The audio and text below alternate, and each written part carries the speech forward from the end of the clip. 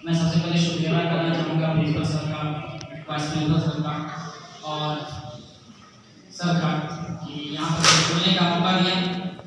और आप तमाम लोग यहाँ पर आए। मैं दिल की गहराइयों से आप तमाम लोगों का शुक्रिया अदा करना चाहूँगा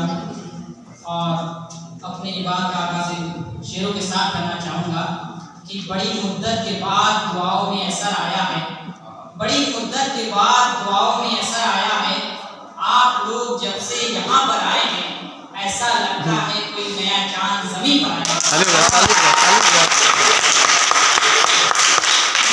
यूनिवर्सिटी के प्रोफेसर से पूछा गया कि आपके सामने तालीम याफ्ता होने की क्या पहचान है, तो यूनिवर्सिटी के प्रोफेसर ने कहा कि a person who can create out of nothing, कि वह व्यक्ति जो नहीं से है को बदल सके, वही मेरे सामने तालीम याफ्ता होने की पहचान है। स्टूडेंट वह है जो सोचने वाला,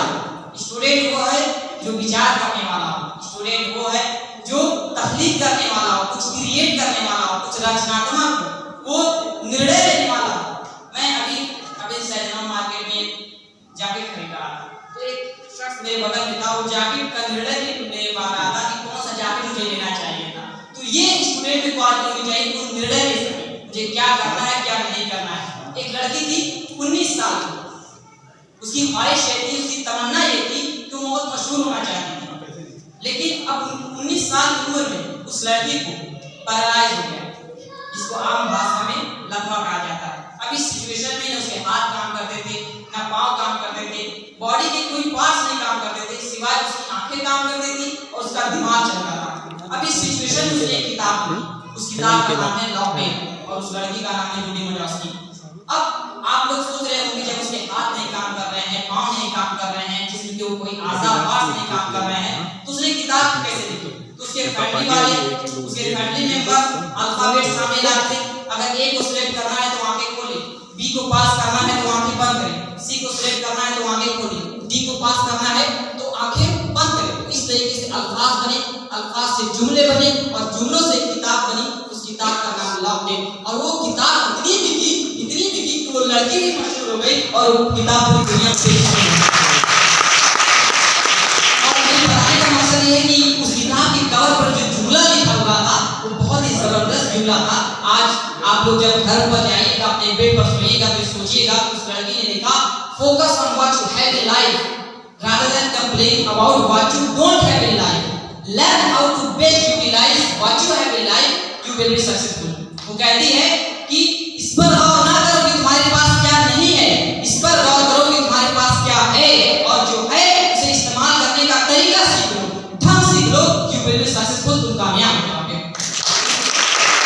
तो कहती है मेरे पास लोग आते हैं, कहते हैं मेरा बैकग्राउंड ठीक नहीं है, मैं कामयाबी हासिल कैसे करूं, मैं छोटी जाति से आता हूं, मैं कामयाबी कैसे हासिल करूं, मेरी आर्थिक स्थिति सही नहीं है, मैं कामयाबी हासिल कैसे करूं, मैं काला हूं, सांवला हूं, गोरा हूं, मेरे पास पहनने के लिए कपड़े नहीं है, फंक्शन में जाने के लिए ब्लेजर नहीं है, तो मैं किस तरीके से अपने आप को कामयाब करूं। तो कहती है ऐ इंसान तू मुझे तो देख, तेरे पास हाथ भी हैं, पांव भी हैं, मेरे पास तो सिर्फ 2 आंखें थी, जब मैं कामयाब हो सकती हूं तो तुम क्यों नहीं कामयाब?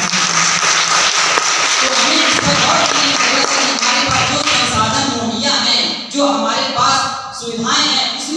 उसी को यूज करने का हम तरीका सीख लें, ढंग सीख लें, हम कामयाब हो सकते हैं। और एक बात यह है कि इंसान ये सोचता है कि हम इस चीज को पा लेंगे तो मुझे हैप्पीनेस मिल जाएगी, मैं IAS अफसर बन जाऊंगा तो मुझे खुशी मिल जाएगी, मैं डॉक्टर बन जाऊंगा तो मुझे खुशी मिल जाएगी, मैं प्रोफेसर बन जाऊंगा तो मुझे खुशी मिल जाएगी, मैं मिस वर्ल्ड मिस फ्रेशर बन जाऊंगा तो मुझे खुशी मिल जाएगी। लेकिन आइए मार्गरेट लिम्बे से पूछते हैं, जो अपने वक्त के बहुत बड़े फिलोसोफर रहते हैं, वो कहते हैं happiness is not a station to arrive at but a manner of travelling, कि खुशी कोई मंजिल नहीं है कि आदमी जहां पहुंच सके, बल्कि ये सफर करने का एक तरीका है।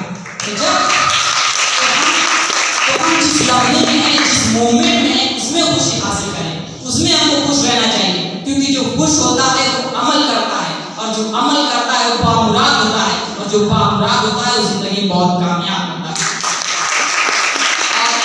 ने लिखा शेखजादी ने बहुत ही गहरी बात कि हम पूरी जिंदगी इसी सोच में गुजार देते हैं कि हमारा आने वाला लम्हा बेहतर होगा, हमारे आने वाला फ्यूचर बेहतर होगा, हमारे आने वाला दिन बेहतर होगा, हफ्ता बेहतर होगा, महीना बेहतर होगा, शेख सादी कहते हैं हम इसी सोच में जिंदगी गुजार देते हैं जब हमारे 40 साल 50 साल 60 साल हो जाते हैं और हम पीछे पलट करके देखते हैं तो साहब जो जिंदगी गुजर गई थी, जो जिंदगी बीत गई थी, वही लम्हा बेहतर था, वही लम्हा अच्छा था। तो हम जिस मोमेंट में हैं, जिस लम्हे में हैं, उसमें हमको खुश रहने की कोशिश करनी चाहिए। शर्त घुमा लो भाई, बन जाएगा अच्छा। क्योंकि जो खुश होता है वो अमल करेगा और अपनी जिंदगी बहुत आगे जाएगा। और मैं प्रोफेसर के लिए कुछ लाइन कहना चाहूंगा जो मैं सिखाते हैं, जो मेरी ट्रेन करते हैं कि अरबी में एक कोर्स है अल्लाह सल्लल्लाहु अलैहि वसल्लम टीचर ऑलवेज डेविड, जिसका कोई उस्ताद नहीं, जिसका कोई सिखाने वाला नहीं, जिसका कोई प्रोफेसर नहीं, जिसका कोई मेंटर नहीं, जिसका कोई गुरु नहीं, उसका गुरु प्रोफेसर शैतान होता है। इसीलिए आप अपने टीचर के साथ, प्रोफेसर के साथ, सिखाने वाले के साथ चिपक करके रहें, क्लोज रहें, क्योंकि वो आपको 10 साल का सफर 10 मिनट में दे देगा। वो आपको अपनी जिंदगी का निचोड़ दे देगा, क्योंकि उन्होंने जो सीढ़ियां काट कर आई हैं वो आप ये नहीं चाहते हैं कि आप ये सीढ़ियां काट कर आए। आप लोग एक रास्ता आता है कि आप सीधे गोरखपुर पहुंच सकते हैं, एक रास्ता आता है कि आप सीधे देवरिया पहुंच सकते हैं। तो यह रास्ता आपको दिखाते हैं कि आप अपनी मंजिल पर कैसे पहुंच सकते हैं, आप अपनी जिंदगी में कामयाब कैसे हो सकते हैं। और मैं अपनी स्पीच का खात्मा इस शेर के साथ करना चाहूंगा कि मंजिल से आगे बढ़कर मंजिल तलाश कर, मिल जाए अगर दरिया तो समंदर तलाश कर। और एक और शेर के साथ मैं कहना चाहूंगा कि जो यकीन राह पर चल पड़े उन्हें मंजिलों ने बना दी, जिन्हें वस्वसों ने डरा दिया वो कदम कदम पर कह गए, वो कदम कदम पर बहुत बह गए। बहुत बहुत शुक्रिया आपका।